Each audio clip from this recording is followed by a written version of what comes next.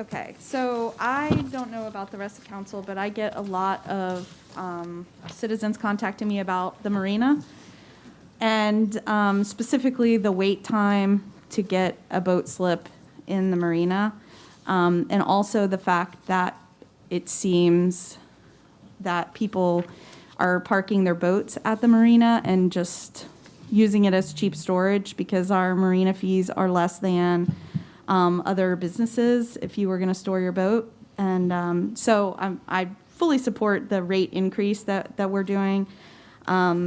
Just for the citizens to know. So right now the proposed city rate is $67 a month. Rockers Lockers would be between $140 and $145 a month. Extra space storage is $142 a month. Personal mini storage is $126 to $150 a month. So you can see we're the cheapest option. And for me, I feel like the marina is a beautiful asset to our community, and it was also, you know, a taxpayer benefit. So I would like to make some changes to the proposed documentation. First of all, something I just learned is that someone has 2 slips in our marina. A single person has 2 slips, which is against our code. That was a mistake that the city allowed someone to have 2 slips.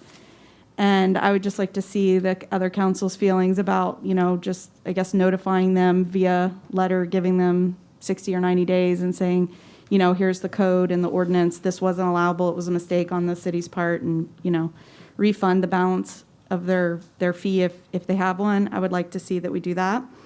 I have a few statistics I wanted to tell you. So there's 143 boat slips.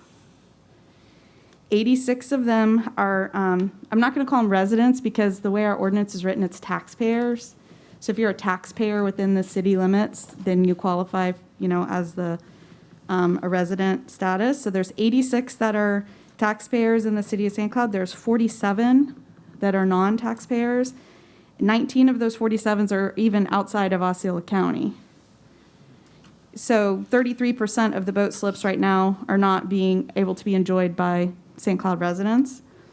Right now, the wait list is 23 people that live in the city of St. Cloud that are waiting for slips. And I know sometimes these people are on the list year, you know, 2 years. People don't let the slips go. You know, once you get them, they keep them because our rent is so cheap. So I would like to make it where the marina is city only. I would like to make that revision to it. Right now, the way our ordinance is written, or codes, or whatever they are, the way that it's written, not in the lease document, it says that city taxpayers have the first right of, you know, they get the spaces first. But I think right now, like we all know that we have all these growing pains. The city, you know, we have all this successes, and I think the marina is a very successful benefit to the city. And I don't think when they first built the marina years ago, I think there was concern like of having all these empty slips. I don't think we have that worry anymore. So I would like to see that this is a city taxpayer benefit that get to have the slips within the marina.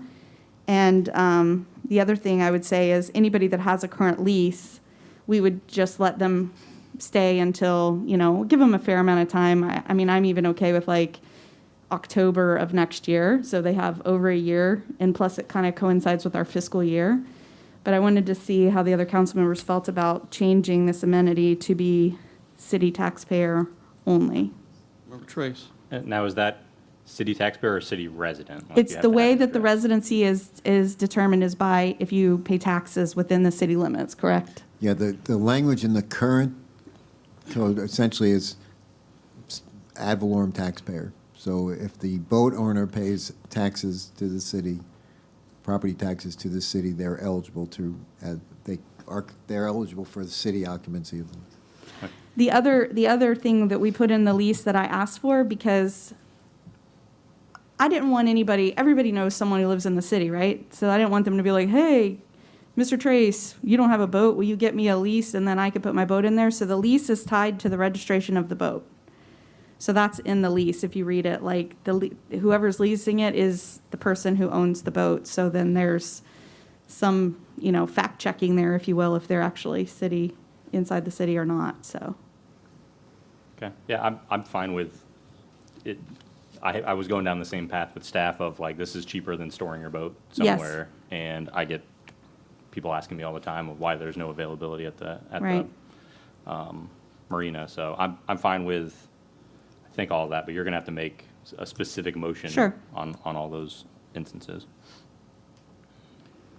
Or if you wanted just us to give staff direction and then you can come back in the next No, meeting. no, I'll or make a motion. couple meetings from now. The city attorney, because he's always on top of the ball, has already got a document drafted that takes out all of the language about non-city taxpayers.